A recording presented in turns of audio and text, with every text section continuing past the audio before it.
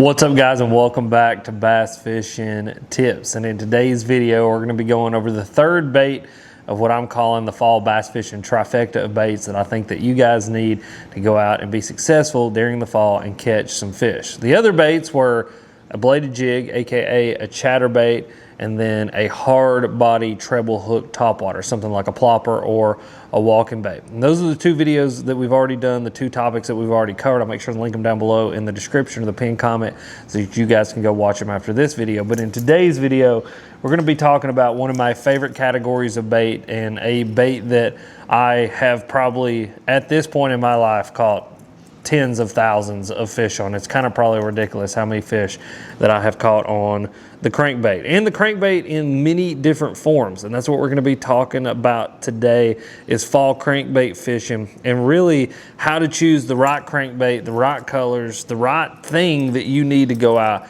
and to catch fish. And so in today's video, we're going to be talking about 3 tips for fall crankbait fishing that you guys need to keep in mind, as well as some of my favorite crankbait shapes and styles to actually go out and catch fall bass. And so without any further ado, let's get right into today's video, and let's start with tip number 1, and that is understanding that bass and bait fish during the fall are constantly on the move. And so by extension, that means that you're going to need multiple tools to be able to target those bass, not only at different depth ranges, but different cover types as well. And so yesterday I was out on the water fishing, and I got in this really clear pocket and put the poles down on the old boat, and I was just sitting there kind of watching these bass. These bass didn't know I was there, and they were just kind of living and doing their thing. And more than anything, the reason I didn't throw at them is just because I was fascinated to see how exactly they interacted with just the wad of bait fish that were in there. And what was really fascinating is that they never stopped moving. These bass literally swam 50 to 80 feet away from me, and then back again, and then away from me, chasing this ball of bait fish around. And what was fascinating is they would go from being in a foot of water, pushing them up on the bank, to 5-6 foot of water, and then back up to the bank, and then back down. And so these bass were constantly moving around, constantly trying to eat these bait fish and target these bait fish. And what I started to kind of realize, and I guess or re-realize, is that these bass literally never stop moving during the fall. There's something that happens when that sun gets lower in the sky, these temperatures start to drop, the days start to shorten, that a bass goes from more of a reactionary predator to more of an actual like hunting predator. They're hunting down these bait fish, they're going after these bait fish.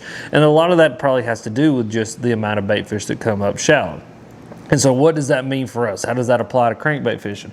Well, that means that you're going to have a bunch of different crankbait shapes and styles and diving depth ranges and body styles to really be able to go out there and to target those fish in the fall. And so tip number 1 really is understand that those bass are always moving, the bait fish are always moving, and then by extension, have multiple crankbaits available to you and ready to go fish. So I mean, you guys can see here, we've got a square bill. A lot of people think that like the square bill is the fall fishing crankbait, which it is one of the best for fall fishing.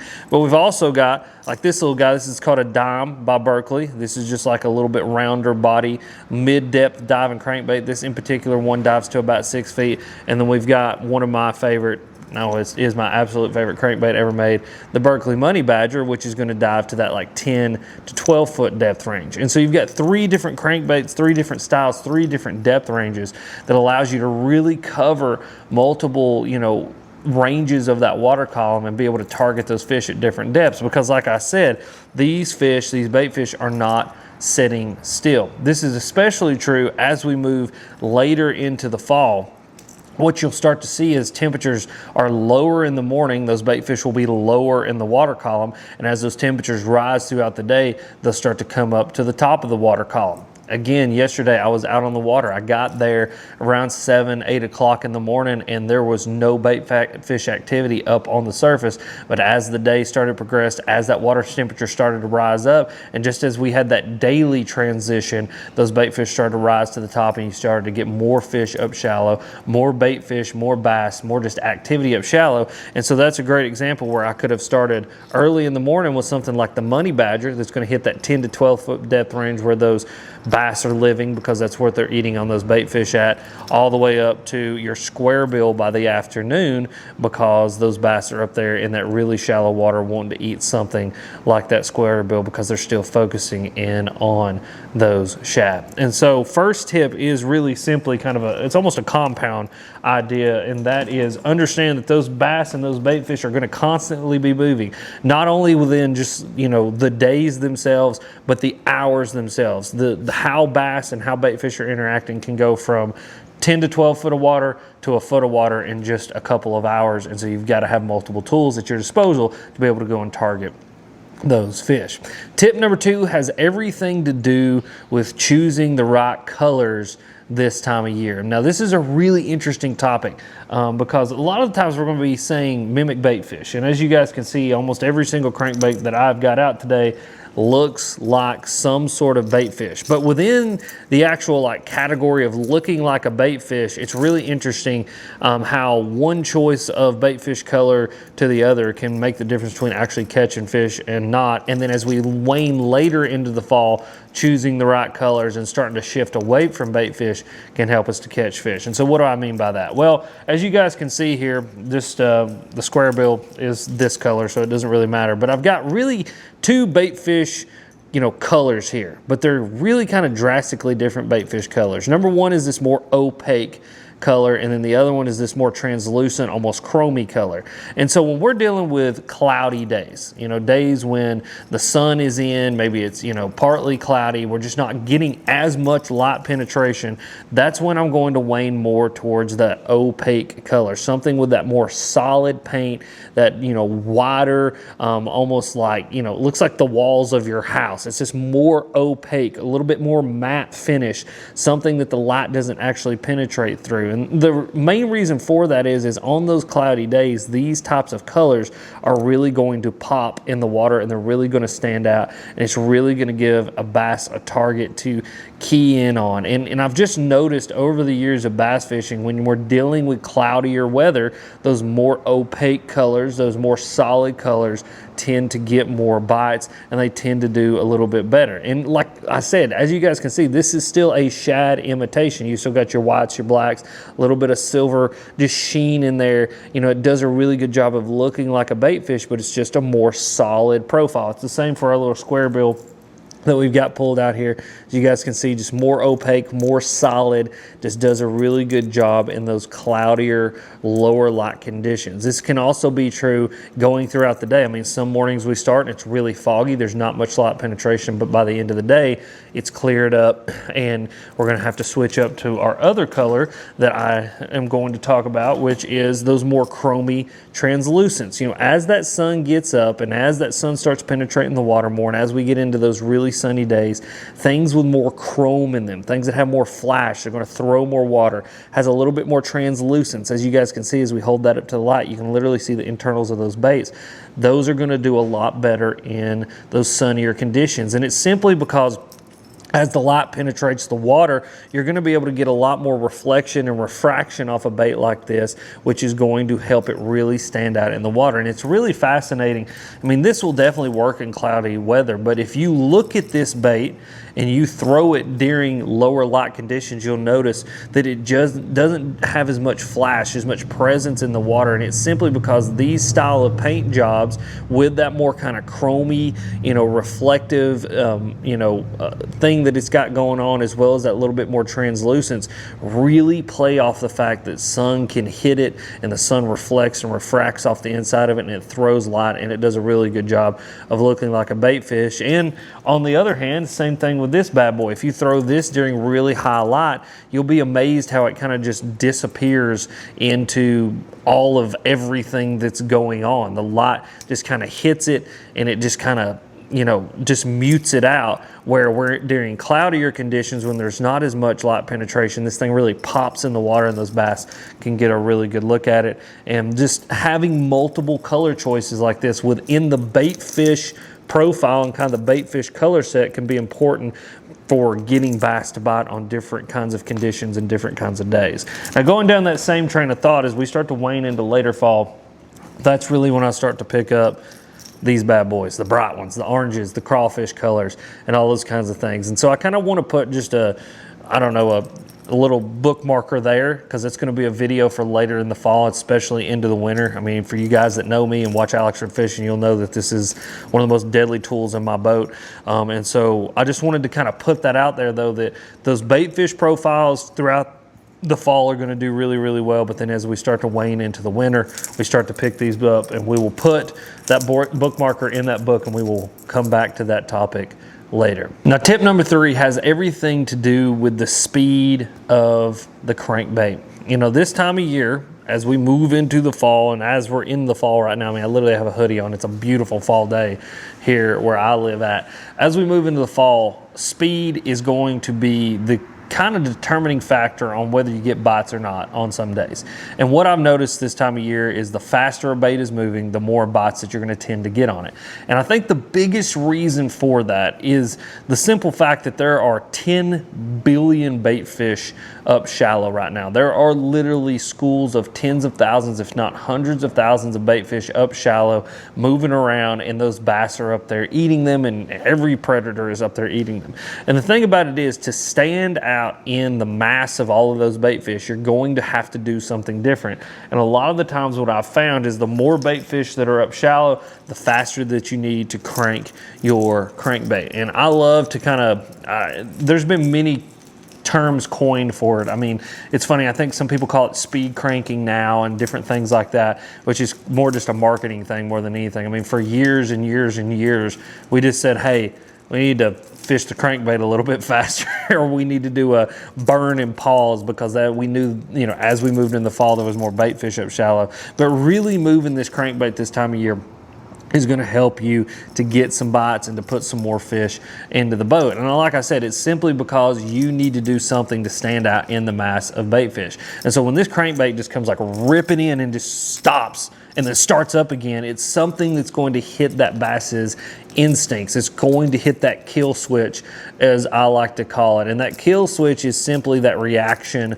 bite. There is something in a bass's brain that when you hit that switch, that they literally physically can't help but lash out at whatever it is that's coming by them. And the only way to get them to do that is with the speed of the bait, you know, to get it come in there really fast, stop, and then start up again. Those types of movements and those types of retrieves are going to really get those bass to just smash that thing and try to kill it.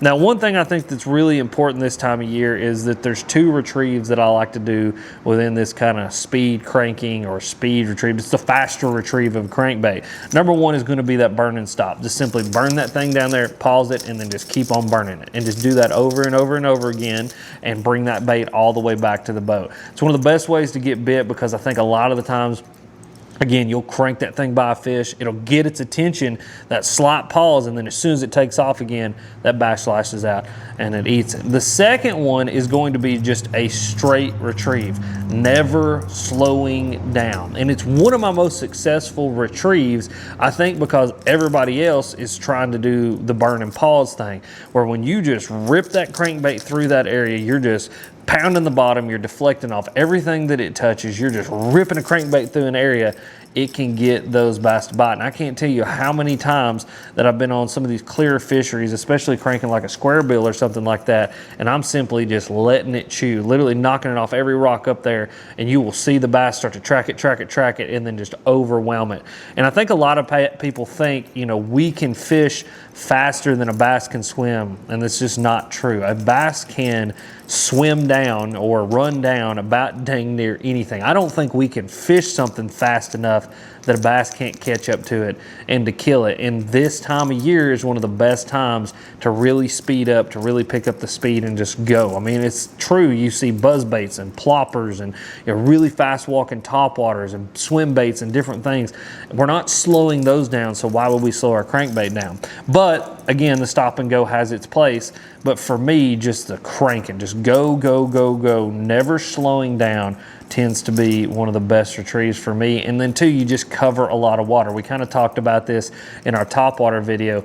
Don't slow down. Just understand there's going to be areas where you get bites, there's going to be areas where you don't get bites, and sometimes trying to throw back in there and get a fish to bite again really isn't worth it this time of year. You're going to get one swing at them, and when they've decided to bite and they don't get your bait, just keep moving down the bank, because as those days get shorter, the bite windows get longer, and you'll have more chances throughout the day to put fish into the boat. And one of the best ways to do that is just going down the bank, throwing this thing, cranking it back to the boat, and not slowing down. Now, like I said, I want to talk about some of my favorite crankbaits that I throw this time of year and kind of why I throw them. So we'll start at the top of the column, kind of the shallowest diving crankbait, and that is going to be a square bill. Now, obviously, a square bill is one of the greatest tools for shallow water crankbait fishing, and has everything to do, obviously, with that square bill. That square bill is going to allow this bait, number one, not to dive that deep. It's a little bit more squared off. It's a little bit shorter bill, so this realistically is going to be about a 0 to 5 foot bait at its deepest diving depth. And also that square bill does a really good job of deflecting off all different kinds of cover. So whether it be rocks, wood, boat docks, whatever it is, you're gonna be able to crank this thing through there, knock it off everything, and be able to get that crankbait in and out of areas, be able to present it to those shallow water fish. I mean, as you guys can see, maybe that square bill and that thing is all beat up, it's all eat up, and that has everything to do with literally just throwing that thing in there, letting it eat, and letting that square bill on that crankbait do all the work of deflecting and rolling and getting its way through that cover. But when we're really targeting that shallower water and we want something we can get in and we can get out, square bill is going to be the tool that I pick up. The next one is going to be one of these more rounder body crankbaits. Now this one in particular is a Berkley dime. As you guys can see, it's got a lot deeper belly, a lot taller profile. It's just a lot fatter, a lot rounder overall. Now this bait is going to have a little bit tighter of a shimmy than your square bill. Your square bill is normally going to be very exaggerated, very wide. I really, really love the dime as we get into that time of year where we start having those more dramatic cold fronts. Like right now we're in the time of the year where you wake up at 60 in the morning and it's 80 by the afternoon. It does that day in, day out. But as we really start to move into those times of years where like we go to bed and it's 70 and we wake up and it's 30, and then by the end of that next day it's 80 again, those more dramatic swings in temperature, that little bit tighter wobble on something like the dime can help you to get those bass to bite, as well as that little bit deeper diving depth. Like I said, this is a 6-foot diver. There's a 4-foot diver in this bait, as well as an 8 and a 10. And so you've got multiple diving depths in that rounder body, that little bit tighter wiggle, that's going to allow you to, you know, kind of target some of those more pressured fish. Because fish are still going to want to eat a crankbait. It's just sometimes we've got to adjust the type of crankbait that we're throwing and the action that it has to actually be able to get those fish to commit to that crankbait. And that's a more in-depth topic that we can go over in another video. And if you want to see a like total crankbait masterclass video, let me know down in the comments. I can definitely make that video for you guys. But that dime does a really good job just being a little bit more tighter wiggle. It's just a little bit more subtle of a profile and a kind of action and sound that can get those fish to bite. And then the last one is definitely not least. This is my favorite crankbait made of all time. And this is a crankbait that I have caught thousands and thousands of fish on, and honestly kind of made a name for this crankbait on the Alex Rudd Fishing channel, and that is the Berkley Money Badger. Now the Berkley Money Badger is a small body mid-depth dive-in crankbait. This is a crankbait that's going to get down there that 10 to 15 foot depth range depending on the line size that you throw it on. You got that wider bill that's going to give this thing that kind of classic, you know, mid-depth diving crankbait look. It's that kind of wider wiggle with a tighter wobble. It's very akin to something like a wiggle wart or a bandit. It's kind of all in that same category of bait. But what's really fascinating about this bait is that it is all of those things in one plus just something else. I don't know what it is. And this is coming from a guy who has spent his entire life cranking a crankbait. One of the first fish, if not the first fish I ever caught by myself, was on a Bandit 200. And I've always said that I started fishing with small body crankbaits, and probably the last day that I fish on this earth, I will have a crankbait in my hand. And even my dad, being very similar to me, literally the last fishing trip that we ever got to go on, it was the last fishing trip on planet Earth, we were cranking a money badger and a small body crankbait. And so this is something that I'm very intimate with and have a lot of experience with, and I can just tell you it's a very special bait.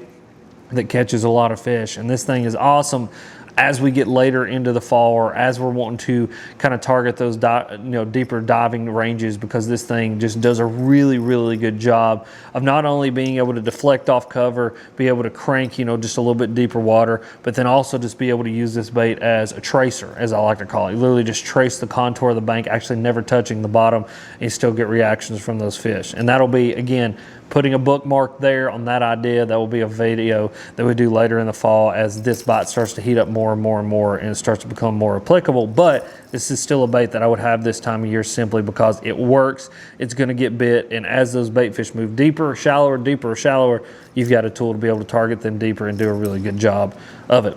And yeah, guys, that is crankbait fishing in the fall. That's about everything that I do. It's about everything that I think about. And it's fun, so go do it. And if you guys enjoyed this video, click this video. It's popping up right here.